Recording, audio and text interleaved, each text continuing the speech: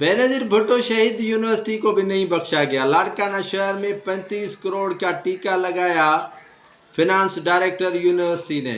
سرفراز نامی director finance نے 35 کروڑ کا ٹیکہ ایسے لگایا کہ جو بھی طالب علم تھے اوورسیز اور پاکستانی، ان کے فیس کے ووچر غائب کر دیے گئے اور جعلی ووچر جو ہے وہ جمع کروائے گئے، اور ایسے 35 کروڑ روپے کا ٹیکہ لگایا۔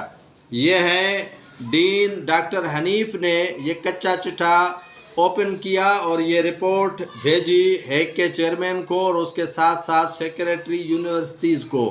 تاحال اس معاملے کی سنوائی نہیں ہوئی۔ یہ تو 35 کروڑ یونیورسٹی کے کھائے گئے ہیں۔ اب مختلف اداروں میں نیب کی جانب سے تحقیقات کرنے کا فیصلہ بھی کیا گیا ہے، کیونکہ سندھ حکومت میں سب کچھ اچھا اور بہتر چل رہا تھا۔ اب کچھ حساب ان کو دینا پڑے گا۔ یونیورسٹیز ہوں، بلدیاتی ادارے ہوں یا دیگر ادارے، ان کے خلاف تحقیقات کا سلسلہ اب سے شروع ہو چکا ہے اور اب سے شروع ہونے والا ہے۔